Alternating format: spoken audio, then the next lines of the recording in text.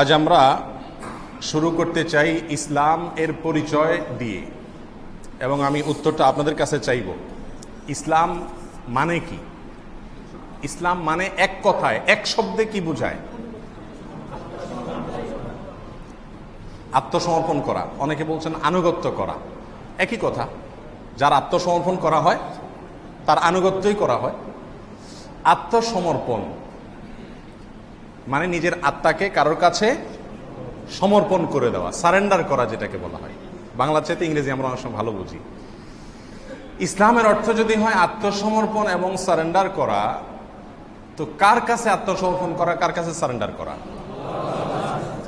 আল্লাহ সুবহানাহু ওয়া তাআলার কাছে। আমরা জানি আমাদের দেশে বিভিন্ন সময় নানা রকমের অপরাধীদের জন্য প্রশাসন এবং সরকার সুযোগ দিয়ে থাকেন আত্মসমর্পণের জন্য। তো সেখানে আত্মসমর্পণের জন্য একটা পয়েন্ট থাকে, একটা অথরিটি থাকে। তাদের কাছে গিয়ে নিজের সকল শক্তি, নিজের সকল অস্ত্র সবকিছু তাদের হাতে সঁপে দিয়ে আত্মসমর্পণ করা হয়। আমরা মুসলিম যারা পরিচয় দিচ্ছি, ইসলাম গ্রহণ করেছি মানে আত্মসমর্পণ করেছি, সারেন্ডার করেছি, নিজেকে সমর্পণ করেছি আল্লাহর কাছে। তো সেটার পদ্ধতি কি হবে? আল্লাহর কাছে সারেন্ডারের জন্য পদ্ধতিটা কি হবে? আত্মসমর্পণের পদ্ধতি হলো, আমাদের অনেকগুলো অস্ত্র আছে, প্রত্যেকেরই অনেকগুলো কি আছে? অস্ত্র আছে। এই অস্ত্রগুলোকে ব্যবহার করে ভালো কাজ করতে পারি, আবার খারাপ কাজও করতে পারি। আমাদের বিবেক এটা একটা অস্ত্র। আমাদের প্রতিটা অঙ্গ প্রত্যঙ্গ শরীরের, এগুলো প্রত্যেকটা এক একটি অস্ত্র। এই অস্ত্র দিয়ে হাত, মুখ, চোখ, কান, বিবেক, বুদ্ধি, এই সবগুলো দিয়ে আমরা চাইলে ভালো কাজ করতে পারি, আবার চাইলে খারাপ কাজও করতে পারি। এই সকল অস্ত্রগুলোকে আল্লাহর হাতে সঁপে দেওয়া, আল্লাহর সামনে সাবমিট করে দেওয়া এবং বলা, ইন্না সালাতি ওয়া নুসুকি ওয়া মাহইয়ায়া ওয়া মামাতি লিল্লাহি রাব্বিল আলামিন। যেমনটি ইব্রাহিম আলাইহিস সালাম বলেছেন, তাকে আল্লাহ সুবহানাহু ওয়া তাআলা বলেছেন, আসলিম ইব্রাহিম, ইসলাম গ্রহণ করো, আত্মসমর্পণ করো। তিনি বলেছিলেন কি? আসলামতু লিরাব্বিল আলামিন, রব্বুল আলামিনের জন্য আমি আত্মসমর্পণ করলাম। কুল, বলে দিন, ইন্না সালাতি, নিশ্চয়ই আমার সালাত, ওয়া নুসুকি, আমার হজ উমরা, ওয়া মাহইয়ায়া, আমার গোটা জীবন, ওয়া মামাতি, আমার গোটা মরণ, এই সব কিছু লিল্লাহি রাব্বিল আলামিন, রব্বুল আলামিনের জন্য সবকিছুকে আমি পেশ করে দিলাম। আল্লাহ, এই হাত আমি দিয়ে দিলাম। এখন আপনি যদি বলেন এই কাজ করো তো করব, যদি বলেন করিও না তাহলে করব না।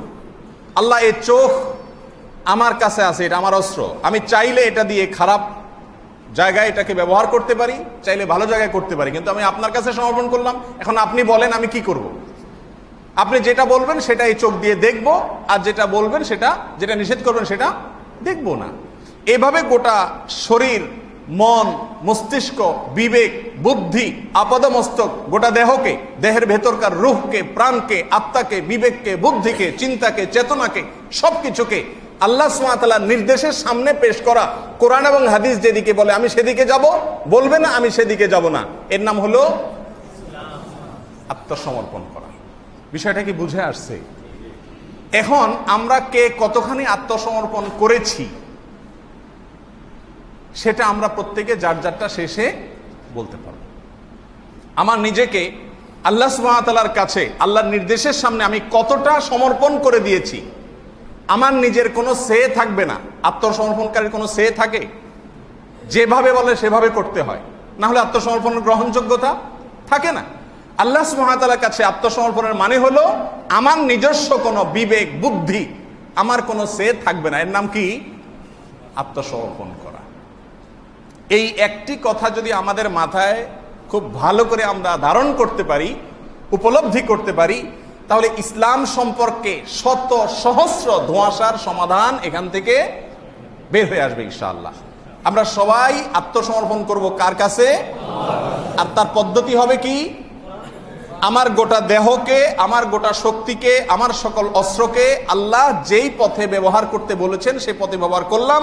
এটা হবে আল্লাহর কাছে আত্মসমর্পণ করার নমুনা, দৃষ্টান্ত, প্রমাণ, স্বাক্ষর। এবং আল্লাহ সুবহানাহু ওয়া তাআলার কাছে আত্মসমর্পণ করার দাবিতে যে আমি সত্যবাদী, সেই জিনিসটা প্রমাণ হবে। সবকিছুকে, আমার সকল শক্তিকে আল্লাহর নির্দেশেই শুধু ব্যয় করার মাধ্যমে। আল্লাহ সুবহানাহু ওয়া তাআলা আমাদের সকলকে খাঁটি মুসলিম বা খাঁটি আত্মসমর্পণকারী হওয়ার তৌফিক দান করুন। অনেকেই আল্লাহর কাছে নিজেকে আত্মসমর্পণ করেছেন, কিছুটা করেছেন, আবার কিছুটা নিজের হাতে রেখেছেন। আল্লাহর কথা অনুযায়ীও চলেন, আবার মন মতেও চলেন, অন্য যুক্তি বুদ্ধিও গ্রহণ করেন।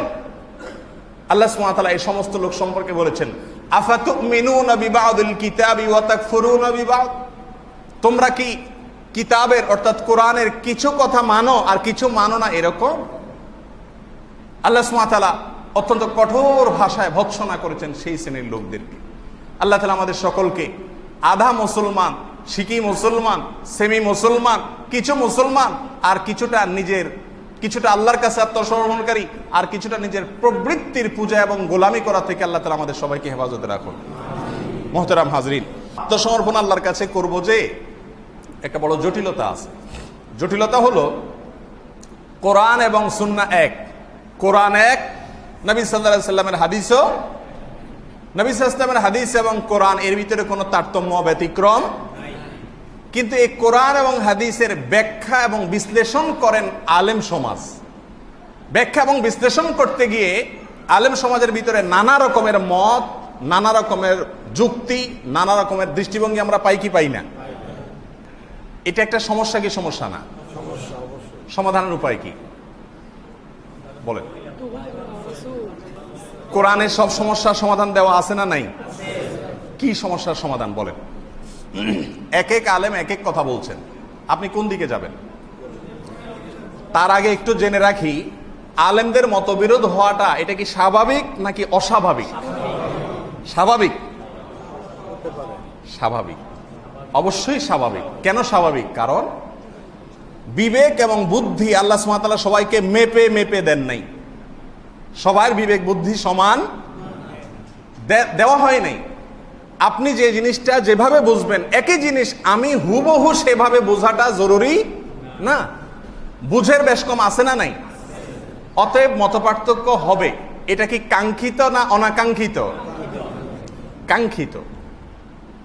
কাঙ্ক্ষিত মানে এটা আগে থেকেই চূড়ান্তভাবে ঘোষণা দেওয়া আছে। কোরআনে আল্লাহ বলেছেন মানুষের চরিত্র হলো, মানুষের ভিতরে মতপার্থক্য অনেক বেশি থাকে। পৃথিবীতে এমন কোন ইস্যু পাবেন না যেই ইস্যুতে পৃথিবীর সব মানুষেরা বিজ্ঞানেরও সূত্রগুলো নিয়ে বিজ্ঞানীদের ভিতরে মতপার্থক্য আছে না নাই? সাহাবীদের ভিতরে এক দল নবী সাল্লাল্লাহু আলাইহি সাল্লামের যুগে উনি পাঠাইছেন এক জায়গা, তোমরা সেখানে গিয়ে আসর পড়বা। তারা রওনা দিছেন, পথিমধ্যে যেতে যেতে আসরের সময় শেষ হয়ে ভাব হয়ে গেছে। এখন কিছু লোক বলতেছে আসরটা পড়া দরকার, কারণ সূর্য ডুবে যাচ্ছে, আসরের টাইম চলে যাচ্ছে। আর কিছু লোক বলতেছে নো, আমাদেরকে তো রাসূল বলছে ওই জায়গায় গিয়ে আসর পড়তে। রাসূলের কথা মানাটাই হলো ইসলাম। অতএব আমি ওখানে গিয়ে আসর পড়বো, তাতে মাগরিবের রক্ত হোক আর এশারের রক্ত আমার দেখার দরকার নেই। আমার আল্লাহ ধরলে বলবো তোমার রাসূল বলছে। এখন কিছু লোক বলতেছে না, রাসূলের কথার মিনিং তোমরা বুঝো নাই। উনি বুঝাইতে চাইছে এত তাড়াতাড়ি যাও যাতে সেখানে গিয়ে আসর পড়া যায়। এর মানে এটা না যে আসর ওয়াক্ত চলে গেলেও তোমরা পড়িও না। অতএব কিছু লোক নামাজ পড়ে ফেলছে আর কিছু লোক সেখানে গিয়ে পড়ছে। আসার পরে দুই দলই নবী সাল্লাল্লাহু আলাইহি ওয়াসাল্লামের কাছে বলছে, ইয়া রাসূলুল্লাহ, আমরা এই কাম করছি, কিছু লোক পড়ছি আর কিছু লোক জায়গায় গিয়ে পড়ছি। নবী সাল্লাল্লাহু আলাইহি সাল্লাম বলেছেন, তোমরা উভয়ে সঠিক করেছো। দুইটা সঠিক হয় কেমনে বলেন? একটা সঠিক হওয়ার কথা। সঠিক কিভাবে দুইটা হয়? কিছু লোক ওয়াক্ত মতো নামাজ পড়ছে আর কিছু লোক মাগরিবের পরে যে নামাজ পড়ছে। সঠিক দুইটা কিভাবে হলো বলেন? দুইটাই সঠিক এই যুক্তিতে যে যারা সময় মতো আসর পড়ে ফেলেছেন, তারা কেন পড়েছেন? রাসূলের কথাটাকে তারা এভাবে বুঝছেন যে তার মানে তাড়াতাড়ি যাও, ওখানে গিয়ে আসর পড়ো, ওয়াক্ত চলে গেলে খবরদার, ওটা তো ফরজ, পড়ে ফেলো। এটা তারা বুঝছে, এটা তাদের কনসেপ্ট, এটা তাদের বুঝ। এতটুকু বুদ্ধি তাদেরকে আল্লাহ সুবহানাহু ওয়া তাআলা দিয়েছেন। আর যারা জায়গায় গিয়ে পড়েছেন সেটাও তাদের একটা বুঝ যে রাসূলের কথা শুনতে হবে, তাতে ওয়াক্ত থাক যাক আমার দেখার দরকার নেই।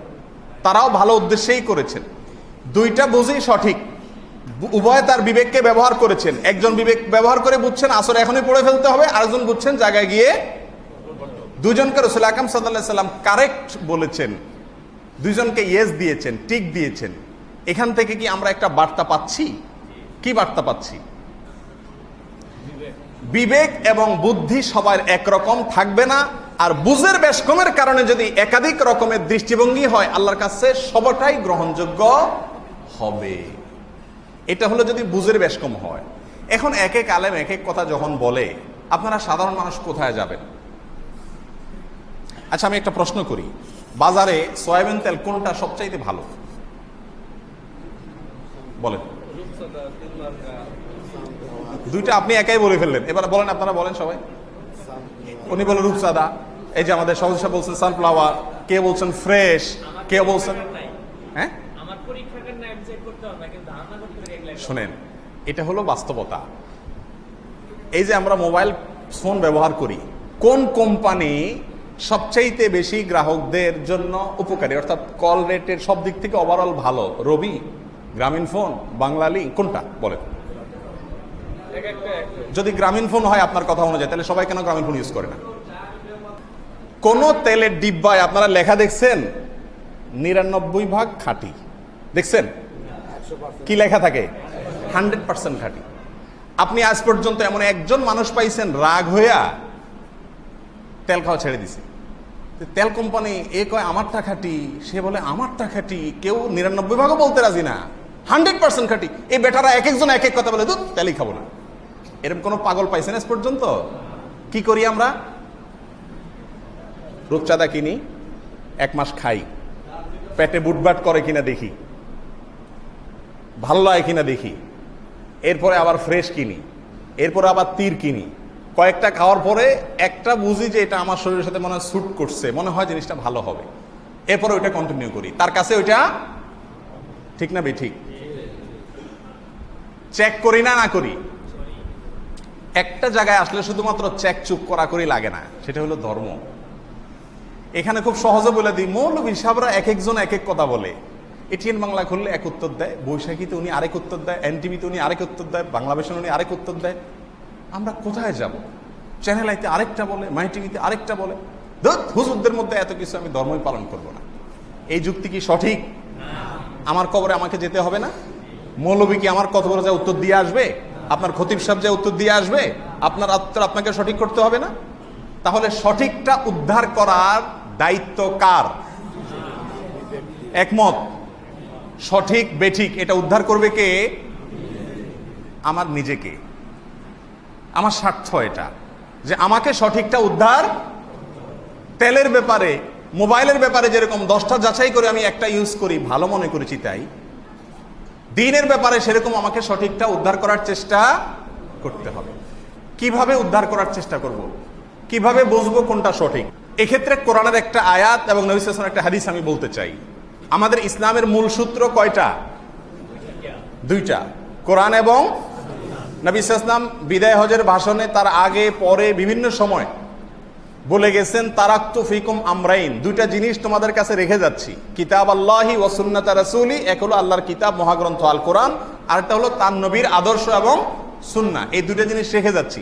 লাং তাদিল্লু, তোমরা কখনো পথ হারা হবে না, ভুল পথে পা বাড়াবা না, যতক্ষণ এই 2টাকে তোমরা অনুসরণ করবে। শুধু অনুসরণ করে না, তামাসসাকতুম বিহিমা, মজবুত করে এগুলাকে যতদিন আঁকড়ে ধরবা ততদিন তোমাদেরকে কেউ পথ হারা করতে। কোরআনে কারিমে আল্লাহ বলেছেন, ফালা ওয়া রাব্বিকা, আপনার রবের শপথ করছি।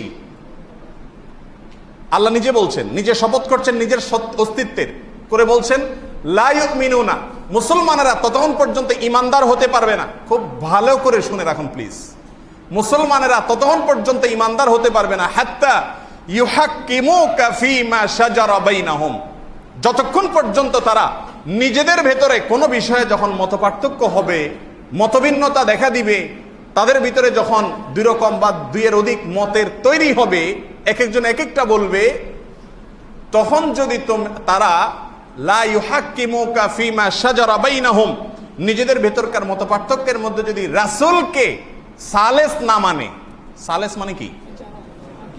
তৃতীয় পক্ষ, আরবি শব্দ সালেস, আমরা বাংলায় সালিশ বলি, এটা শব্দটা আরবি। যতক্ষণ পর্যন্ত উভয় পক্ষ এটা না বলে যে আমাদের রাসূল কি বলছেন, রাসূলকে যদি সালেস না মানে, তাহলে তারা মুমিন হতে, কথা পরিষ্কার। নবী সাল্লাল্লাহু আলাইহি ওয়াসাল্লামকে যদি কেউ সালেস না মানে, সালেস মানে কি? তৃতীয় পক্ষ, যে আমরা দুইজন দুই কথা বলতেছি, দেখা যাক রাসূল কি বলেন, রাসূলের হাদিসে কোনটা পাওয়া যায়। সেইটাকে যে ব্যক্তি সালেস না মানে, নবী সাল্লাল্লাহু আলাইহি ওয়াসাল্লাম আল্লাহ বলছেন যে লা ইউমিনুন, আপনার রবের শপথ করে বলছি তারা কখনো মুমিন হতে পারবে না। শুধু তাই না, আরো মজার কথা আছে। আল্লাহ শেষে বলছেন সুম্মা লা ইয়াজিদু ফি আনফুসিহিম হারাজাম মিম্মা কাদাইতা ওয়া ইউসাল্লিমু তাসলিমা।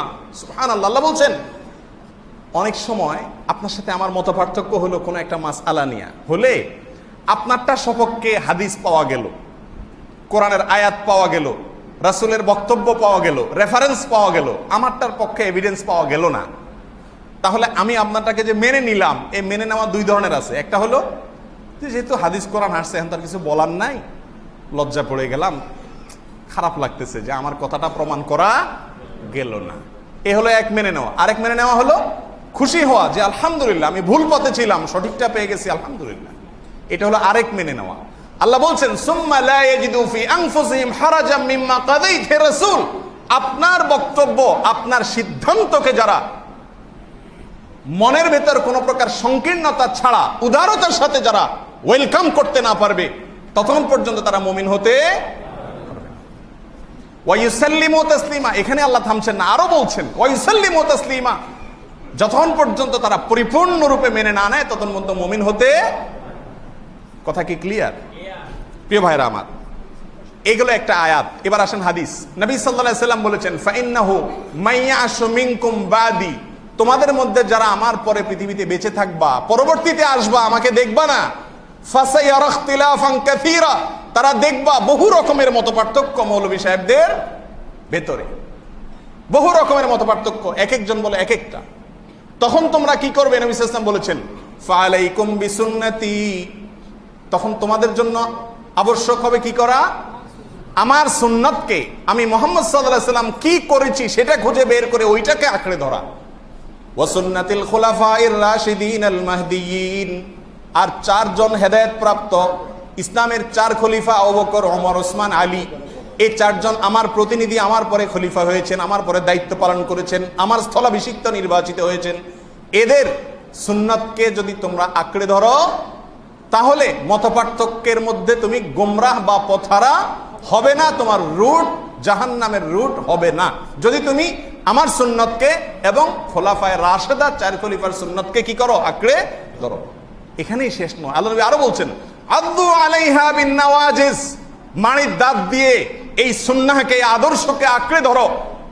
আমি কিচ্ছু বুঝি না, আমি বুঝতে চাই আমার রাসূল কি করেছেন, রাসূলের পরবর্তীতে চার খলিফা কি করেছেন, বাস আমার সিদ্ধান্ত দেওয়ার মালিক কে? আমি কার মতের পক্ষে লড়াই করব? আল্লাহ এবং তার রাসূলের। কার মতের জন্য আমি আমার জীবনকে উৎসর্গ করতে প্রস্তুত থাকব? আল্লাহ এবং তার রাসূল সাল্লাল্লাহু আলাইহি ওয়াসাল্লাম। তাহলে একটি আয়াত এবং একটি হাদিস থেকে আমরা জানতে পারলাম মতপার্থক্য হলে আমরা কি করব।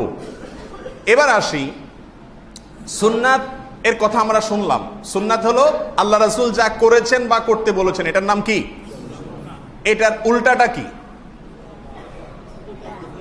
সুন্নাতের বিপরীতটা কি? বিদআত। বিদআত কাকে বলে? শব্দের অর্থ হলো নতুন, অভিনব, বিচিত্র, ভিন্ন। তার মানে সুন্নাতে নবী যা বলেছেন করেছেন সেটার চাইতে ভিন্ন কিছু, এটার নাম কি? বিদআত। কথা কি বুঝতে পারছি? কথার কথা, রাসূল সাল্লাল্লাহু আলাইহি ওয়াসাল্লাম জুমার নামাজ জামাতের সাথে পড়ছেন না একা একা পড়ছেন? জামাতের সাথে। এখন কেউ এসে বলল যে না, জুমার নামাজ জামাতে পড়লে আমার মনোযোগ হয় না, মৌলভী সাহেবরা এগুলা এক একটা ভেজাল সব, এদের পিছনে নামাজ পড়লে নামাজ হবে না, আমি একা পিওর ভাবে পড়বো। এটা কি সুন্নাত না বেদাত? নবী যেটা করেছেন সেটা থেকে ভিন্ন কিছু হলো, এটার নাম কি? বেদাতের ঠিকানা কি? নবী সাল্লাল্লাহু আলাইহি ওয়াসাল্লাম বলছেন কুল্লু বিদআতিন দালালাহ ওয়া কুল্লু দালালাতিন ফিন্নার, সকল বেদাতের হলো গোমরাহি আর সকল গোমরাহির ঠিকানা হলো জাহান্নাম। যে বেদাত করে সে কি বেদাতটাকে খারাপ মনে করে না ভালো মনে করে করে? ভালো মনে করে করে না? জামাত বাদ দিয়ে একা একা নামাজ পড়তেছে বেচারা, ওইটা সব মনে করতেছে সে, এজন্য করতেছে। এই জন্য কুষ্টিয়া ভার্সিটির আল হাদিস বিভাগের প্রফেসর ছিলেন ডক্টর খন্দকার আব্দুল্লাহ জাহাঙ্গীর রাহমাহুল্লাহ। এদেশের 1, 2, 3-এর ভিতরে থাকা একজন স্কলার ছিলেন। এদেশের ইতিহাসে খুব কম ক্ষণজন্ম আলেমদের মধ্যে থেকে একজন ছিলেন। তিনি বলতেন, বেদাত হলো দাড়িওয়ালা, টুপিওয়ালা, পাগড়িওয়ালা, জুব্বাওয়ালা, হুজুর কিসিমের মানুষের গুনাহ। আমি কি বুঝাতে পারছি? খারাপ মানুষদের গুনাহ হইল গান বাজনা, মদ, জুয়া, জেনা, চুরি, ডাকাতি, দুর্নীতি। এগুলো হলো কাদের গুনাহ? ফাসেক মানুষদের গুনাহ, বেনামাজিদের গুনাহ। নামাজি মানুষ, রোজাদার মানুষ, হুজুর মানুষ, এদের গুনাহ, স্পেশাল গুনাহ হলো কি? বেদাত। কথাটা কি বুঝাতে পারছি? কারণ ধর্ম মনে করে এটা করতেছে, আসলে এটা ধর্ম না, ধর্ম হলো অন্যটা। তাহলে এটা কে করে? যে ধার্মিক সেই তো করে। তাহলে এই বেদাতের গুনাহটা ধার্মিকেরা করে, এটা অধার্মিকেরা। বেদাতের সম্পর্কে আমি শুধু একটা ছোট্ট এক্সাম্পল দিতে চাই। একজনের কাছে টাকা নাই, সে দোকানদারের কাছে যে বলতেছে, বাবারে আমার কাছে টাকা নাই, আমার অমুক জিনিসটা লাগবে, আমি তোমার পরে দিয়ে দেব। দোকানদার তাকে যদি চিনে, জানে, ভালো জানে, দিল যদি নরম হয়, সেটা দিয়ে দিতে পারে কি পারে না? তো ঠিক আছে, আচ্ছা টাকা যেহেতু নাই দিয়ে দিলাম। কিন্তু আরেকজনে 500 টাকার একটা নোট ধরাই দিল, সেই জিনিসটা কেনার জন্য, নোটটা হলো জাল। এ লোকের কি হবে বলেন? তারে বলবে যে ঠিক আছে বেচারা জাল নোট নিয়ে আসছে, হারে থাক দিয়ে দিই জিনিসটা, এটা করবে? যদি দায়িত্বশীল নাগরিক হয়, দেশের সচেতন নাগরিক হয়ে থাকে, এদেশের ভালো যদি চায়, কি করবে? সে থানায় ফোন করবে, পুলিশ কল করবে যে এই লোকের কাছে জাল টাকা পাওয়া গেছে। সে যদি জাল টাকার চক্রের সাথে জড়িত থাকে তাহলে তার শাস্তি হওয়া উচিত।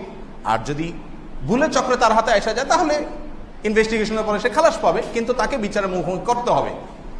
তাহলে একজনের কাছে টাকা নাই, সে জিনিস পাইতেও পারে। আরেকজনের কাছে টাকা আছে কিন্তু টাকাটা খাঁটি না, ভেজাল,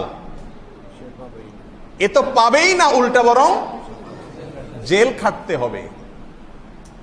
আপনি আল্লাহর কাছে হাজির হলেন কিয়ামতের দিন, আল্লাহ আমি সরি, দুনিয়ার এই মোহে পড়ে, চাকচিক্যে পড়ে ভুল হয়ে গেছে, নেকামল করতে পারি নাই, কারেন্সি আনতে পারি নাই, সওয়াব আনতে পারি নাই, আপনি জান্নাত দিয়ে দেন। আল্লাহ চাইলে দয়া করে দিয়ে দিতে।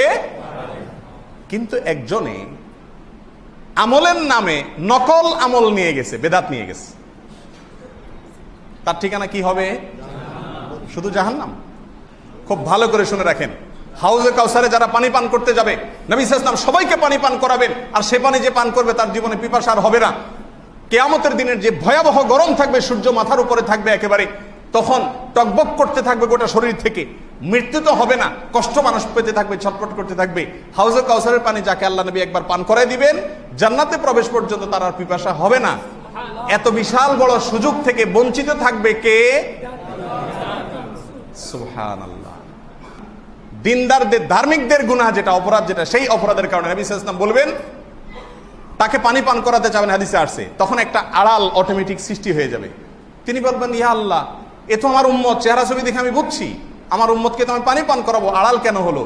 তখন আল্লাহ সুবহানাহু ওয়া তাআলার পক্ষ থেকে বলা হবে যে এরা সেই লোক যারা আপনার মৃত্যুর পরে আপনার দ্বীনের ভিতরে পরিবর্তন করছে। তখন নবী সাল্লাল্লাহু আলাইহি ওয়াসাল্লাম নিজে রাগান্বিত হয়ে বলবেন, সুহকান সুহকান লিমান গায়্যারা বাদি, আমার রেখে আসা দ্বীনকে যারা পরিবর্তন করেছো তারা দূর হয়ে যাও, পানি পান করানো হবে না। জাল টাকা আর বেদাত আমল একই জিনিস। কথা কি বুঝাতে পারছি? আল্লাহ তাআলা আমাদের সকলকে বুঝার তৌফিক দান করুন। সম্মানিত উপস্থিতি, এই বিষয়গুলো যদি আমরা মোটামুটি বুঝে থাকি তাহলে সেক্ষেত্রে একটি বিষয় আমি আসতে চাই, সেটা হলো দোয়া। দোয়া ইসলামের দৃষ্টিতে এটা কি ফরজ না ওয়াজিব না সুন্নত? দোয়া, দোয়া আল্লাহর কাছে দোয়া করা, চাওয়া, এটা কি ফরজ না ওয়াজিব না সুন্নত? একজন বলছেন ফরজ, আর বাকি লোকেরা বলেন সুন্নাহ। দোয়া করা ফরজ। দোয়া করা কি? দোয়া করা শুধু ফরজ না। খুব ভালো করে শুনে রাখেন, কোরআনে কারীমে আল্লাহ সুবহানাহু ওয়া তাআলা দোয়া প্রসঙ্গে বলেছেন, একেবারে অত্যন্ত পরিষ্কার ভাষায় আল্লাহ সুবহানাহু ওয়া তাআলা বলেছেন, উদউনি আস্তাজিব লাকুম, উদউনি আস্তাজিব লাকুম, তোমরা আমার কাছে দোয়া করো, আমি তোমাদের দোয়া কি করব? কবুল করব। ইন্নাল্লাযীনা ইস্তাকবিরুনা আন ইবাদাতি, যারা আমার ইবাদত থেকে, মানে আমার দোয়া থেকে যারা বিমুখ থাকে, দোয়া করে না যারা, সায়াদখুলুনা জাহান্নামা দাখিরিন, তারা জাহান্নামে প্রবেশ করবে। তাহলে বোঝা গেল দোয়া করাটা কি? কারোর জীবনে যদি আল্লাহর কাছে একবারও দোয়া না করে তাহলে সে ফরজ তরকের গুনাহ করলো। আমি কি বুঝাইতে পারছি? তাহলে দোয়া করাটা কি? ফরজ। এই জন্য নবী সাল্লাল্লাহু আলাইহি ওয়াসাল্লাম বলেছেন আদ-দুআ হুয়াল ইবাদা। আরে দোয়াটাই ইবাদত। দোয়াটাই কি? আমরা যে নামাজ পড়ি, এই নামাজ তো আমরা বাংলা, উর্দু, ফার্সিতে সাবকন্টিনেন্টে বলি। এই সালাত আরবি শব্দ, কোরআনের শব্দ। সালাত শব্দের অর্থটা কি? সালাত শব্দের অর্থকে আপনারা মানে শব্দের অর্থটা, মিনিংটা। সালাত বলতে আমরা একটা বিশেষ কর্মকাণ্ডকে বুঝাই, দাঁড়ানো থেকে সালাম ফেরানো পর্যন্ত, এটাকে সালাত বলি, ঠিক আছে। কিন্তু শব্দের একটা মিনিং আছে। তো এই শব্দটার অর্থটা কি? সালাত শব্দের অর্থ দোয়া করা। তাহলে আমরা যে নামাজ পড়তেছি এটা পুরাটাই কি? পুরা আপাদমস্তক নামাজের শুরু থেকে শেষ পর্যন্ত পুরাটাই কি? কিভাবে পুরাটা দোয়া? আমি একটু বোঝার সুবিধার জন্য বলি। আমরা খাড়ানোর পরে আলহামদুলিল্লাহ রাব্বিল আলামিন আর রহমানির রহিম মালিক ইয়াউমিদ্দিন ইয়্যাকা না'বুদু ওয়া ইয়্যাকা নাস্তাঈন, এই সবগুলো বলে আল্লাহ আপনার প্রশংসা, আপনি কিয়ামতের মালিক, আপনি এই সেই সব আল্লাহর প্রশংসা করি। এরপরে যা লাস্টে অ্যাপ্লিকেশনটা পেশ করি, ইহদিনাস সিরাতাল মুস্তাকিম। তাহলে নামাজের শুরুতে দাঁড়ায় আমি কি করতেছি? দোয়া। শুরুটা কি দিয়া হচ্ছে? দোয়া। বৈঠকে গিয়ে আপনি কি করতেছেন? আশহাদু আল্লা ইলাহা ইল্লাল্লাহ ওয়া আশহাদু আন্না মুহাম্মাদান আবদুহু ওয়া রাসূলুহু। তারও আগে বলেন আসসালামু আলাইনা ওয়া আলা ইবাদিল্লাহিস সালিহিন। আল্লাহ আমার প্রতি আর পৃথিবীতে যত ভালো মানুষ আছে সবার প্রতি আপনার শান্তি বর্ষিত হোক। দোয়া না? দোয়া না? এরপরে আসেন সালাত, দুরূদ যে পড়েন, আল্লাহুম্মা সাল্লি আলা মুহাম্মাদ ওয়া আলা আলি মুহাম্মাদ, আল্লাহুম্মা বারিক আলা মুহাম্মাদ ওয়া আলা আলি মুহাম্মাদ, সবটাকে আল্লাহ মুহাম্মদ প্রতি রহমত বর্ষণ করেন। দোয়া না? দোয়া না? এরপরে দুরুদের পরে পড়েন দোয়া মাসুরা, আল্লাহুম্মা ইন্নী যালামতু নাফসি যুলমান কাসীরা, আল্লাহ অনেক জুলুম করেছি নিজের উপরে, ফাগফিরলি মাগফিরাতাম মিন ইনদিক, আপনি ক্ষমা করে দিন আপনার পক্ষ হতে, ফাইন্নাহু লা ইয়াগফিরুয যুনুবা ইল্লা আনতা, কারণ আপনি ছাড়া কেউ মাফ করতে পারে না। দোয়া না? দোয়া না? এরপরে আসেন শেষে যে বলছেন আসসালামু আলাইকুম ওয়া রাহমাতুল্লাহ, মানে কি? আপনার প্রতি শান্তি বর্ষিত হোক। দোয়া না? দোয়া না? এরপর আবার সালাম ফিরে বলছেন আসসালামু আলাইকুম ওয়া রাহমাতুল্লাহ, আপনার প্রতি শান্তি বর্ষিত হোক। দোয়া না? দোয়া না? নামাজের শুরু থেকে শেষ পর্যন্ত সবটুকু যে দোয়া, এটা কি বোঝা গেছে? পরিষ্কার হয়েছে? পুরা নামাজের শুরু থেকে শেষ পর্যন্ত সবটুকু কি? দোয়া। এজন্য সালাত শব্দের অর্থই হলো কি? সালাতের টোটাল আয়োজনটাই হলো কিসের জন্য? আল্লাহর কাছে চাওয়ার জন্য, প্রার্থনা করার জন্য। তাহলে দোয়ার গুরুত্ব আমরা বুঝলাম। আল্লাহ পরিষ্কার ভাবে ফরজ করেছেন, অর্ডার, তোমরা আমার কাছে দোয়া করো। যদি দোয়া করতে অহমিকা দেখাও, না করো দোয়া, তাহলে জাহান্নামে যাওয়া। তাহলে দোয়া করা এটা কি? ফরজ। এ ব্যাপারে কোনো সন্দেহের অবকাশ। এই জন্য ইসলামের সমস্ত আয়োজন হয়েছে কিসের জন্য? দোয়ার জন্য। কিন্তু আমরা দোয়া কিভাবে করব, সেই পদ্ধতিটা কোত্থেকে নেব? ওই যে শুরুতে কথা ছিল, কোরআন থেকে এবং রাসূলের সুন্নাহ থেকে আমরা নেব পদ্ধতি। ইবাদত কিভাবে করব সেই পদ্ধতি কে বলবে? মুহাম্মদ সাল্লাল্লাহু আলাইহি সাল্লাম বলবে। আল্লাহর কোরআন থেকে নেব, ঠিক আছে? তো এটা দোয়ার সম্পর্কে আমাদের দেশে সবচেয়ে আমাদের দিল ঠান্ডা হয় কোন দোয়াতে? কোন মুনাজাতে? বিশেষ কিছু মুনাজাত আছে, এগুলোর পরে আমাদের একটা তৃপ্তি চলে আসে। সেটা কোনটা বলেন? যেই নামাজে, যেই মুনাজাতে যিনি মুনাজাত করছেন তিনি এত সুন্দর করে মুনাজাত করলেন যে তার সুললিত কণ্ঠে, তার আবেগ ঘন দোয়ায় আমাদের চোখের পানিতে বুক ভেসে গেছে, সবাইকে কাঁদায় দিতে পারছেন। এটা হলো আমাদের কাছে সবচাইতে ভালো লাগার দোয়া। সত্য না মিথ্যা? এই দোয়াটা আমাদের হার্ট টাচ করে কি করে না? এবার আসেন দোয়া, ওই যে আগে কিন্তু বলে নিছেন ইসলাম মানে আত্মসমর্পণ। কার কাছে? আমার কাছে। কার কাছে? আল্লাহর কাছে আত্মসমর্পণ করছে। আল্লাহর কথাগুলো কোথায় বলা আছে? কোরআনে বলা আছে। রাসূলের কথাগুলো কোথায় বলা আছে? হাদিসে বলা আছে। তাহলে ওই দুইটা থেকে নিলে আপনি কি করলেন? আত্মসমর্পণ করলেন। এবার আসেন দোয়া সম্পর্কে কোরআনে কারীমের একটা আয়াত আমি বলছি। আল্লাহ সুবহানাহু ওয়া তাআলা কি বলছেন দেখেন। আল্লাহ সুবহানাহু ওয়া তাআলা দোয়া সম্পর্কে বলছেন সূরা আরাফ আয়াত নম্বর 55। সূরার নাম কি? আয়াত নম্বর কত? আমার কথা বিশ্বাসের কোনো দরকার নাই, বাংলা কোরআন আছে, খুলে মিলে নিবেন আল্লাহ কি বলছেন, আমি ঠিক বলছি কিনা। আল্লাহ বলছেন উদউ রাব্বাকুম তাদাররুআন ওয়া খুফিয়া, তোমরা তোমাদের রবের কাছে দোয়া করবে কেঁদে কেঁদে আর গোপনে। কেঁদে কেঁদে আর গোপনে। তাহলে আপনি যে চিৎকার করে দোয়া করছেন এটা কি আয়াতের বিরুদ্ধে হলো না? সূরার নাম কি? আয়াত নম্বর কত? পরিষ্কার তো? এই আয়াতে আপনি বাংলা অর্থ খুলে দেখেন, আল্লাহ বলছেন তোমরা তোমাদের রবের কাছে দোয়া করো দুইটা শর্ত সাপেক্ষে। এক, তাদাররুআন, কেঁদে কেঁদে। আরেকটা হলো ওয়া খুফিয়া, এবং সঙ্গোপনে। একটা মজার তথ্য দিই আপনাদেরকে। মুনাজাত এই শব্দটা কি বাংলা না আরবি? তার অর্থটা কি? মুনাজাত শব্দের অর্থ হলো কানাঘুষা করা। মুনাজাত শব্দের অর্থ কি? কানাঘুষা করা। কানাঘুষা করা মানে ফিস ফিস ফিস ফিস করে মনের দুঃখ, মনের কথাগুলো কাকে বলা? আল্লাহকে বলা। এই যে আমি ব্যাখ্যাটা দিলাম, এটা কি আমার বাপের বাড়িতে তুলে এনে দিলাম না কোরআনের আয়াত নম্বর বললাম? পরিষ্কার তো? মুনাজাত যে আমরা করি, মুনাজাত শব্দের অর্থই কি? চুপি চুপি কথা বলা, আল্লাহর কাছে ফিস ফিস করে কথা বলা। বলে তাহলে কি জোরে বলা যাবে না? অবশ্যই যাবে, জোরে বলা যাবে। আপনার কখনো আবেগ এসে গেছে, জজবা এসে গেছে, আল্লাহর কাছে কেঁদে দিলেন, আওয়াজ হয়ে গেছে, এটাতে কোনো দোষের কিছু। আর কিছু কিছু দোয়াতে নবী সাল্লাল্লাহু আলাইহি ওয়াসাল্লাম সবাইকে নিয়ে একসাথে দোয়া করছেন, সেখানে চিৎকার আওয়াজ করছেন, কেঁদেছেন সবাই, সেটা ভিন্ন আছে। কিন্তু বেসিক সাধারণ নিয়ম হলো দোয়াটা হবে আল্লাহর কাছে ফিস ফিস করে মনের দুঃখটা কি করা? সাবমিট করা, অ্যাপ্লিকেশন করা। এটা হলো কি? দোয়া।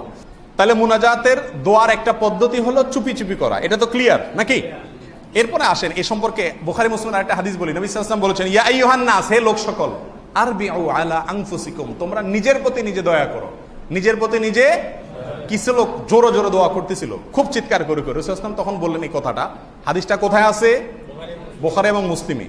নবী সাল্লাল্লাহু আলাইহি ওয়াসাল্লাম বলেছেন, আরবিউ আলা আনফুসিকুম, তোমরা নিজেদের প্রতি নিজেরা দয়া করো, নিজের প্রতি নিজে অবিচার করো না। এত জোরে জোরে বলে হার্ট অ্যাটাকের সম্ভাবনা যেন না হয়, যাতে তোমার গলা ভেঙে না যায়, এরকম জোরে চিৎকার করে আল্লাহকে ডেকো না। কেন? ফাইন্নাকুম লা তাদউনা আসাম্মা ওয়ালা গায়বা, তোমরা যে রবকে ডাকছো সে রব বধির না, আবার অনুপস্থিত না। তোমরা মনে মনে যা বলো, আলিমুম বিযাতিস সুদূর, সেটা পর্যন্ত তিনি শুনেন, অতএব চিৎকার করার দরকার। এবং নবী সাল্লাল্লাহু আলাইহি ওয়াসাল্লাম আরো বলেছেন, ইন্নামা তাদউনা সামিআন বাসীরা, তোমরা যার কাছে দোয়া করছো তিনি সবকিছু শুনেন, সবকিছু দেখেন। এরকম এক সত্তাকে দোয়া, অতএব জোর করার দরকার নেই। এই আয়াত এবং হাদিস থেকে বোঝা গেল দোয়া চুপে চুপে আস্তে আস্তে করা কি। কিন্তু আমাদের তো ভাল লাগে না, কিন্তু আমাদের তো ভাল লাগে না। আল্লাহ বলতেছেন দোয়া করো চুপে চুপে, আমাদের মনে চায় কি চিল্লায় ফেলাইলে তখন আমাদের ভাল লাগে। তাহলে কি আল্লাহর কথাটাকে আমরা আমলে আনলাম? আত্মসমর্পণ হইল? এবার আসেন পাঁচ ওয়াক্ত নামাজের পরে দোয়া নিয়ে আমরা গত জুমায় একটা কথা বলেছিলাম, তার আগে বিভিন্ন সময় বলেছিলাম। আমরা বলেছিলাম যে আসলে দোয়াটা আমরা যার যার মতো করা দরকার। আমরা চাই এটা আস্তে আস্তে মসজিদ থেকে উঠে যাক, সম্মিলিত মুনাজাত। দোয়া না, দোয়া যদি উঠে দিতে চায়, দোয়াই যদি বাদ দেয় তো মুসলমানই না। সম্মিলিত ট্র্যাডিশনাল দোয়া বুঝেন? ইমাম সাহেব উঠালো আপনি উঠালেন, ইমাম সাহেব না আপনি নামালেন, কি কইছে আপনিও জানেন না, কিচ্ছু বুঝেন না। একজন নামাজে দেরি হয়েছে, পাশ থেকে কোনোই মারে ঠেলা মারে, এই হুজুর নামাই ফেলছে এবার তুই নামা। এরকম হয় কি হয় না? এর মানে হলো কি? দোয়া মানে চাওয়া, কি চাইছেন আপনি নিজেই জানেন না, এটা কি দোয়া? এটা তো দোয়া না। তো এই ট্র্যাডিশনাল দোয়ার ব্যাপারে আমি বলেছিলাম। পাঁচ ওয়াক্ত নামাজের পরে আমরা যে সম্মিলিত মুনাজাত করি, সারা দেশের বেশিরভাগ মসজিদে হয়। এই সম্মিলিত মুনাজাত ইমামের সাথে নামাজের পরে সালাম তোলার পরে হাত তোলা, ইমাম সাহেব যা বললেন না বললেন, এরপর সবাই মিলে হাত নামানো, এই সম্মিলিত মুনাজাত। এটা ইসলামী শরিয়াতে এটার অবস্থানটা কোথায়? এই প্রসঙ্গে আমি দু তিনটা কথা বলতে চাই। প্রথম কথা হলো, সালাতের পরে পাঁচ ওয়াক্ত নামাজ আমরা একা পড়তেছি না মুহাম্মদ রাসূলুল্লাহ পড়ছেন?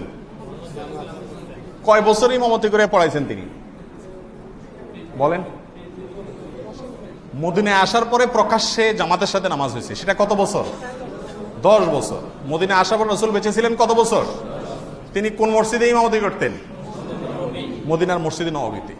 তার মৃত্যুর পরে দায়িত্ব নিয়েছেন আবু বকর, আবু বকরের মৃত্যুর পরে দায়িত্ব নিয়েছেন, তার মৃত্যুর পরে স্থলাভিষিক্ত হয়েছেন, তার মৃত্যুর পরে স্থলাভিষিক্ত হয়েছেন। এই চারজন মিলে কত বছর বাইচা ছিলেন? 30 বছর। রাসূলের 10 বছর, ওনাদের 30 বছর, মোট কত বছর হলো? এই 40 বছর ওনারা ইমামতি করছেন না করেন নাই? করছেন। তাদের ইমামতিতে তারা নামাজের পরে মুসল্লিদেরকে নিয়ে এভাবে আমাদের মতো হাত তুলে সবাইকে নিয়ে দোয়া করেছেন। এরকম যদি একটি হাদিস সারা বাংলাদেশের পূর্ব থেকে পশ্চিম, উত্তর থেকে দক্ষিণ সমস্ত মাদ্রাসাগুলো ঘেটে যদি বের করতে পারেন, আমি আপনাদের কাছে ক্ষমা চাইব। সামনের সপ্তাহে আমি ক্ষমা চাইব যে আমি ভুল তথ্য দেওয়ার কারণে আমি ক্ষমা প্রার্থী, এবং আমি আমার ভুল স্বীকার করে নিব। আমার কথাটা কি পরিষ্কার? পুরা পরিষ্কার হয় নাই। আবারও বলছি, মুহাম্মদ সাল্লাল্লাহু আলাইহি সাল্লামের উম্মত আমরা নাকি? না আহমদুল্লাহর উম্মত, আহমদ শফি সাহেবের উম্মত, কোন আলেমের উম্মত, বাইতুল মুকাররমের ইমাম সাহেবের উম্মত, মদিনা মক্কার ইমাম সাহেবদের উম্মত? তারাও আমাদের মতো মানুষ। আমরা সবাই মিলে উম্মত কার? মুহাম্মদ সাল্লাল্লাহু আলাইহি সাল্লামের। আল্লাহ তাআলা ইসলাম ফলো করতে বলছে কাকে দেখে? মুহাম্মদ সাল্লাল্লাহু আলাইহি সাল্লাম 10 বছর ইমামতি করেছেন, তারপরে তার 4 খলিফা 30 বছর ইমামতি করেছেন। এই 40 বছরে একবারের জন্য মুসল্লিদেরকে সাথে নিয়ে নামাজের পরে সালাম ফেরানোর পরে হাত তুলে সবাইকে নিয়ে আমরা যেভাবে করি এইভাবে দোয়া করেছেন। একটি বারের জন্য যদি প্রমাণ করতে পারেন, আমি খুব পরিষ্কার ভাষা বলে দিলাম, একটি হাদিস নিয়ে আসেন। এখন তো সব বাংলা হয়ে গেছে, লুকানোর কিছু নেই, সবই যাচাই করতে পারবেন। আমি বিনয়ের সাথে বলে রাখি, কোথাও নাই। বলে তাহলে কি মুনাজাত করা যাবে না?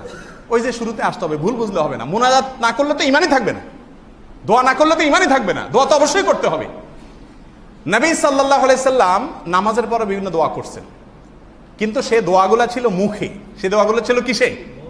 বলে তাহলে কি একত্রে দোয়া করতে পারবেন? অবশ্যই পারবেন। পারবেন না বলছে কি? 2-3 সময় একত্রে দোয়া করতে পারবেন। এক, অনাবৃষ্টির সমস্যা হয় মাঝে মধ্যে, অনাবৃষ্টি থেকে দূর করার জন্য আল্লাহর কাছে 2 হাত তুলে সবাইকে নিয়ে নবী সাল্লাল্লাহু আলাইহি ওয়াসাল্লাম ইস্তিসকার নামাজ পড়েছেন এবং সবাইকে নিয়ে নামাজের পরে একসাথে হাত তুলে দোয়া করছেন। তাহলে নবী সাল্লাল্লাহু আলাইহি ওয়াসাল্লাম সবাইকে নিয়ে একসাথে হাত তুলে দোয়া করছেন, সেটা কোথায়? বৃষ্টি প্রার্থনার নামাজে। আলা আল হাদরামি নামে একজন সাহাবী আছে, একবার সফরে আসতেছিলেন, পথে কোথাও তাদের সব জিনিসপত্র হারায় গেছে, ঘোড়া টোড়া সব হারায় গেছে। ফজরের পরে তারা দেখছেন হায় হায়, মরুভূমিতে এখন তো মরা ছাড়া উপায় নাই, কিচ্ছু নাই, কোথায় যাব, কিভাবে যাব? 2 হাত তুলে ফজরের পর থেকে সূর্য ওঠা পর্যন্ত সবাই মিলে একসাথে দোয়া করেছেন। এই যে এটা কিন্তু নামাজের পরে, নামাজের পরে সাহাবী সবাইকে নিয়ে একসাথে হাত তুলে দোয়া করছেন, এটা প্রমাণিত। কিন্তু সেটা ছিল সবার একটা কমন সমস্যা যখন তখন। এখন আমাদের দেশে কোনো দুর্যোগ দেখা দিচ্ছে, কোনো বিপদ দেখা দিচ্ছে, আল্লাহ না করুক, আমরা আমাদের দেশের জন্য, আমাদের সমাজের জন্য সবাই মিলে একসাথে যদি কখনো দোয়া করি, সেই দোয়া নিষেধ না। কথা কি বুঝতে পারছেন? আর একা একা আপনার নামাজের পরে দোয়া কবুল হয়। ভালো করে শুনবেন, নামাজের পরে কি কবুল হয়? নবী সাল্লাল্লাহু আলাইহি ওয়াসাল্লাম বলছেন নামাজের পরে কি কবুল হয়? দোয়া কবুল হয়। সেই জন্য আপনি নামাজের পরে যদি হাত তুলে আল্লাহর কাছে দোয়া চান, তাতেও কোনো অসুবিধা। কথা কি পরিষ্কার? কিন্তু ট্র্যাডিশনাল দোয়া, ট্র্যাডিশনাল মানে কি? ইমাম সাহেব উঠালো, আপনারা সাথে উঠালেন, ইমাম সাহেব নামাইলো, আপনারা সাথে নামাইলেন। আপনার বাপ ক্যান্সারে আক্রান্ত, আপনার মনে সেই ব্যথা, আর ইমাম সাহেব বলতেছে আল্লাহ আল্লাহ আমাদের ব্যবসা বাণিজ্য উন্নতি দেন। আপনার বাপের ক্যান্সারে মরে, আর ইমাম সাহেব কয় আল্লাহ আমাদের ব্যবসা বাণিজ্য কি দেন? কারণ সে তো আপনার মনের দুঃখটা জানে না। এই যে ট্র্যাডিশনাল দোয়া, আবারও বলছি ভালো করে বুঝবেন, নবী সাল্লাল্লাহু আলাইহি সাল্লাম 5 ওয়াক্ত নামাজের পরে সাহাবীদের নিয়ে একত্রে সম্মিলিত হাত তুলে সবাইকে নিয়ে মুনাজাত করছেন বলে কোনো একটি হাদিস দ্বারা প্রমাণিত না। মুহাম্মদ সাল্লাল্লাহু আলাইহি ওয়াসাল্লাম কি করছেন সেটা আমি আপনাদের বললাম। এখন আপনারা কি করবেন সেই দায়িত্ব আপনাদের। আপনাদেরকে আমি বললাম রাসূল সাল্লাল্লাহু আলাইহি ওয়াসাল্লাম কি করছেন না করছেন। কোরআনে একটা আয়াত বলি এবং মেহেরবানি করে আয়াত নম্বরটা আল্লাহর ওয়াস্তে একটু কোট করেন। সূরা নিসা আয়াত নম্বর 103। সূরার নাম কি? আয়াত নম্বর কত? আল্লাহ সুবহানাহু ওয়া তাআলা সেই সূরাতে সেই আয়াতে বলছেন ফাইদা কাদাইতুমুস সালাহ, যখন তোমরা নামাজ শেষ করো, খুব ভালো করে শুনেন, যখন তোমরা নামাজ শেষ করো, ফাযকুরুল্লাহা কিয়ামান ওয়া কুউদান ওয়া আলা জুনুবিকুম, দাঁড়িয়ে বসে শুয়ে যে যেভাবে পারো নামাজ শেষ করার পরে আল্লাহর জিকির করো। কি করো? আমাদের নবী সাল্লাল্লাহু আলাইহি ওয়াসাল্লাম সালাম ফেরানোর পরে অনেক সময় ধরে বিভিন্ন রকমের দোয়া পড়তেন। তার ভিতরে 2টা দোয়ার একটা হলো, তিনি মুআজ ইবনে জাবাল রাদিয়াল্লাহু আনহুকে বলছেন তুমি দোয়া পড়বা আল্লাহুম্মা আইন্নি আলা যিকরিকা ওয়া শুকরিকা ওয়া হুসনি ইবাদাতিক। প্রত্যেক নামাজের পরে এভাবে আল্লাহর কাছে দোয়া করবা। এবং তিনি নিজে আল্লাহর কাছে দোয়া করতেন রব্বি কিনি আযাবাকা ইয়াওমা তুবআসু ইবাদুক, আল্লাহ আপনার বান্দারা যেদিন উঠবে সেদিন আপনার আযাব থেকে আমাকে বাঁচাইন। এই যে দোয়া নামাজের পরে কে করছেন? রাসূল করেছেন। কিন্তু এই দোয়াগুলোতে আপনারা খেয়াল করবেন এক বচন ব্যবহার করা হয়েছে, আমাকে। সবাইকে নিয়ে যদি করা হতো তাহলে বহু বচন হইতো। আপনারা নামাজ সালাম ফেরানোর পরে কি পড়েন বলেন তো? সালাম ফেরানোর পরে কি পড়েন? আস্তাগফিরুল্লাহ, আস্তাগফিরুল্লাহ, আস্তাগফিরুল্লাহ। এটা রাসূল সাল্লাল্লাহু আলাইহি ওয়াসাল্লাম করতেন, এটা সুন্নাত। আস্তাগফিরুল্লাহ মানে কি? আমি আল্লাহর কাছে ক্ষমা চাই। এটা কি এক বছর না বহু বছর? যদি নবী সাল্লাল্লাহু আলাইহি ওয়াসাল্লাম সবাইকে নিয়ে করতেন তাহলে কি বলতেন? নাস্তাগফিরুল্লাহ, মানে আল্লাহ আমাদের সবাইকে ক্ষমা করুন। বহু বচন ব্যবহার করতেন। তার মানে সবাই যার যার মতো কি পড়ি? আমরা ইস্তেগফার করি। তাহলে নামাজের পরে অনেকগুলো দোয়া আছে, অনেকগুলো জিকির আছে, কিন্তু সেগুলো সবাই যার যার মতো করে করবে। যদি এখন আপনাদের একটা প্রশ্ন থাকতে পারে, যদি সবাই একত্রে করে কোনো সমস্যা আছে? ওই যে ইবাদতকে রাসূল যেভাবে করতে বলছেন অন্য পদ্ধতিতে যদি করেন সেটার নাম কি হবে? এখন আপনার দুটি প্রশ্ন। এক হলো যে দোয়া রাসূল বলছেন নামাজের পরে দোয়া কবুল হয়, তো সবাই মিলে করলে ভালো না? আমার প্রশ্ন, দোয়া কবুলের অনেকগুলো জায়গা আছে, আরাফাতের ময়দান দোয়া কবুলের সবচেয়ে শ্রেষ্ঠ জায়গা, সেখানে কি একত্রে দোয়া করেন না যার যার মতো করেন? ভালো করে জবাব দেন। কিন্তু আরাফাতের ময়দানে জোহর থেকে মাগরিব পর্যন্ত হাজী সাহেবরা যে দোয়া করে সবাই একত্রে করে না যার যারটা শেষে করে? যার যারটা শেষে করে। তোয়াফের সময় দোয়া কবুল হয় না? একত্রে করেন না আলাদা আলাদা করেন? সাফা মারওয়া সাইর সময় সাফা মারওয়া দাঁড়িয়ে দোয়া কবুল হয় না হয় না? একত্র করেন না আলাদা আলাদা করেন? শুক্রবারে আসরের পরে দোয়া কবুল হয়, একত্র করেন না আলাদা আলাদা করেন? ভোর রাত্রে দোয়া কবুল হয় তাহাজ্জুদের সময়, একত্র করেন না আলাদা আলাদা করেন? দোয়া কবুলের জায়গাগুলোতে আমরা প্রত্যেকে যার যার কাছে আল্লাহর কাছে কি করি? দোয়া চাই। এ হলো দোয়ার কমপ্লিট কোরআন এবং হাদিসের ব্যাখ্যা এবং বিশ্লেষণ আমি আপনাদের সামনে দিলাম। সালাম ফেরানোর মাধ্যমে নামাজ শেষ। সালাম ফেরানোর মাধ্যমে কি শেষ হয়ে যায়? নামাজ শেষ হয়ে যায়। এরপর আর নামাজের কোনো কিছু বাকি, এরপরে যেটা বাকি থাকে সেটা হলো আস্তাগফিরুল্লাহ আস্তাগফিরুল্লাহ আস্তাগফিরুল্লাহ, আল্লাহুম্মা আনতাস সালাম ওয়া মিনকাস সালাম তাবারাকতা আল জালাল ওয়াল ইকরাম। আর অনেক দোয়া জিকির আছে, এগুলো বসে বসে পড়তে হয়। আমি সিদ্ধান্ত নিছি যদি আল্লাহ আমার হায়াতে বাঁচায় রাখে 1-2 সপ্তাহের ভিতরে একটা কার্ড ছাপাবো। সে কার্ডে নবী সাল্লাল্লাহু আলাইহি ওয়াসাল্লাম নামাজের পরে কি কি দোয়া এবং জিকির করতেন সেগুলো লিখে রেফারেন্স সহকারে হাদিস নম্বর সহকারে আমি দিয়ে দিব, বাংলা অর্থ উচ্চারণ সহকারে কাতারে কাতারে দিয়ে দিব। আপনারা দেখে দেখে পড়তে পড়তে একসময় আপনাদের মুখস্থ হয়ে যাবে ইনশাআল্লাহ। কি বলেন, ঠিক আছে কিনা? এবার আসেন, দুইটা সমস্যা। একটা হলো সারা দেশে কি তাহলে ভুল করে? সারা দেশের যে সব মসজিদ করে তাহলে কি ভুল করে? এটা একটা সমস্যা। আর একটা হলো বাপ দাদা করে আসছে, সারা জীবন করে আসছে, এখন সেটা কেমনে ছাড়ি? প্রথম দ্বিতীয়টার কথা আগে উত্তর দেই। বাপ দাদা করে আসছে এই কথাটা কাদের কথা আপনারা জানেন? কোরআনে কাদের কথা এটা? মক্কার লোকদেরকে যখন মুহাম্মদ সাল্লাল্লাহু আলাইহি ওয়াসাল্লাম তাওহীদের কথা বললেন, বলে যে আরে বেটা বলে কি, আমাদের মা আলফাইনা আলাইহি আবানা মা ওয়াজাদনা আলাইহি আবানা, কোরআনের ভাষা, আমাদের বাপ দাদা 14 গোষ্ঠী দেখে আসছি, বলে কি মুহাম্মদ? এটা কিন্তু কোনো ভালো কথা না। আপনার বাবা 5টা জমি কিনে ধুয়ে গেছে, আপনি দলিলগুলা বুঝে নেবেন কি নেবেন না? যদি কোনো একটাতে ভেজাল মনে হয় তো বলবেন নাকি বাপ দাদা কিনে ধুয়ে গেছে যেমনে আছে এমনি আমি আর হাতে দিব না, এরকম করবেন? জান্নাতে যাবেন আপনার দলিলটা আপনি যাচাই করবেন না? আমি মৌলবী যদি ভুল তথ্য দিয়ে থাকি আর আমার কথা শুনে যদি আপনি ভুলটা করে থাকেন, কিয়ামতের দিন আপনি জান্নাতে যাবেন না জাহান্নামে যাবেন? জাহান্নামে যাবেন, কারণ আপনি যাচাই করেন নাই। তেল যাচাই করছেন কোনটা ঘাটি, মোবাইল সিম কোনটা কোম্পানিটা ভালো হবে পর্তাভাবে আপনি যাচাই করছেন। দিনের ব্যাপার আসলে আপনি যাচাই করেন না, হুজুর যা বলছে তা। আমার কথা যদি অন্ধভাবে মানেন সেটাও গোমরাহি হবে। আমি তো আপনাদের সুযোগ দিলাম, আপনারা চেক করেন, সারা বাংলাদেশ ঘুরে বেড়ান এবং একটা হাদিস নিয়ে আসেন যে মুহাম্মদ রাসূলুল্লাহ কে? মুহাম্মদ রাসূলুল্লাহ 5 ওয়াক্ত নামাজের পরে সাহাবীদের নিয়ে আমাদের মতো এইভাবে হাত তুলে মুনাজাত করতেন কিনা? যদি করতেন হয় তাহলে আমরা সবাই করতে বাধ্য, আর যদি না করতেন হয়, তিনি না করছেন এটা প্রমাণ হবে, আর করছেন এর কোনো প্রমাণ না থাকে, তাহলে আমাদের কি করা উচিত হবে? আচ্ছা, এখন আসেন দ্বিতীয়টা, সারা দেশ করে। সারা দেশ করে বলতে আমি ছোট্ট 2-3টা কথা বলতে চাই। 1 নম্বর কথা হলো, বাংলাদেশের সকল মাদ্রাসার গোড়া কোনটা বলেন তো? হাটহাজারী মাদ্রাসা বাংলাদেশের সবচেয়ে পুরাতন মাদ্রাসা, সবচেয়ে বড় মাদ্রাসা, সবচেয়ে বড় মাদ্রাসা। আমি সেখানে পড়ছি। আর যত মৌলবী দেখেন সারা বাংলাদেশ, 80 থেকে 90% আলেম ওলামারা সবাই হাটহাজারীতে পড়ে মৌলবী হয়েছে। আপনাদের ইমাম সাহেবও পড়ছে, আমিও পড়ছি। আগের ইমাম সাহেব আগে যা আছে খবর নেন, এবং গোটা নারায়ণগঞ্জ জেলা, বেশি দরকার নাই, নারায়ণগঞ্জ জেলা সব মসজিদগুলোতে খবর নেন। 80% আলেম প্রোডাকশন হয় কোত্থেকে? সবচেয়ে বড় মাদ্রাসা, সবচেয়ে পুরান মাদ্রাসা। সেই মাদ্রাসায় 5 ওয়াক্ত নামাজের পরে মসজিদে মুনাজাত হয় না, পড়ে আসে ওখানে একটা ফিল্ডে আইসা করে চাকরি বাঁচানোর জন্য। সবাই চাকরি বাঁচানোর জন্য করে না, দুঃখিত। অনেকে এটাকে সুন্নাত মনে করেন, তাদের মতকে আমরা সম্মান করি। আমি শুধু এটা বুঝাতে চাচ্ছি, আপনারা অনেকে বলতে পারেন যে আমাদের খতিব সাহেব একটা নতুন কথা উঠেছে, সারা দুনিয়ার কোথাও নাই। কোথাও যে আছে আমি এটা দেখাচ্ছি। বাংলাদেশের সবচেয়ে বড় মাদ্রাসা, এবং এভাবে কোনো আলেমের দ্বিমত নাই, সব আলেমরা জানে, আকারে আয়তনে সবচেয়ে বড় মাদ্রাসা, বেশি আলেমের প্রোডাকশন হয়েছে এই পর্যন্ত বাংলাদেশে হাটহাজারী মাদ্রাসা থেকে। সেই মাদ্রাসার মসজিদে 2টা মসজিদ, মাদ্রাসার বিশাল ক্যাম্পাস, 2টা মসজিদ, কোনো মসজিদে 5 ওয়াক্ত নামাজের পরে মুনাজাত নাই। তাহলে কথাটাকে আমি একলা বললাম নাকি মাদ্রাসার গোড়ায়ও? হজ করতে, ওমরা করতে আপনারা মক্কা মদিনা জাননি? যান না?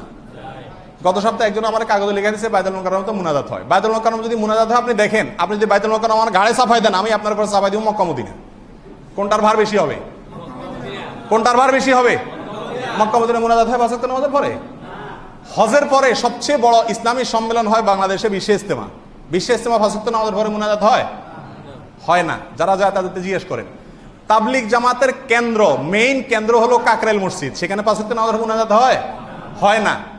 শুধু কয়েকটা এক্সাম্পল আপনাদেরকে দিলাম মেইন জায়গাগুলোর কথা।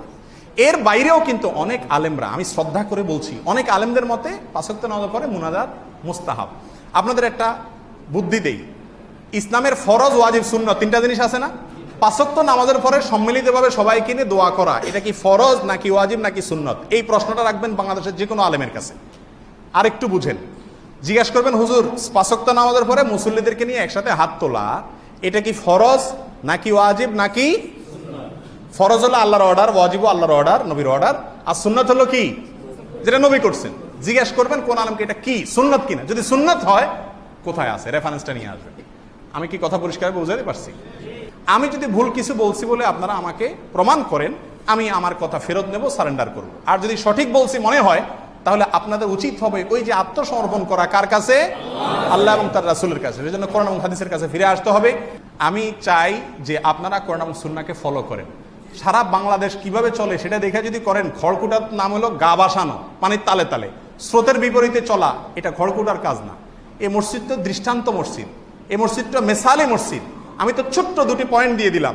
নবী সাল্লাল্লাহু 4 খলিফা ৫ ওয়াক্ত নামাজের পরে সবাইকে নিয়ে একসাথে মুনাজাত করছেন কিনা, ইয়েস অর নট? যদি করে থাকে আমরা করবো, যদি না করে থাকেন সারা পৃথিবী যদি করে আমি করব না। আমার ইসলাম তো মুহাম্মদ সাল্লাল্লাহু আলাইহি ওয়াসাল্লামকে দেখে, 4 খলিফাকে দেখে। নাম্বার 2, ৫ ওয়াক্ত নামাজের পরে একত্রে মুনাজাত করা কি ফরজ নাকি ওয়াজিব নাকি সুন্নাত? ফরজ নাকি ওয়াজিব নাকি সুন্নাত? যদি সুন্নাত হয় কোথায় আছে? নাই কোথাও। আপনারা কি বিষয়টা বুঝতে পারছেন? যারা বুঝতে পারছেন একটু হাত তোলেন দেখি। বুঝতে পারছেন যারা? আলহামদুলিল্লাহ, জাযাকুমুল্লাহ খাইর। আল্লাহ তাআলা আমাদের সবাইকে হকের উপরে চলার তৌফিক দান করুন।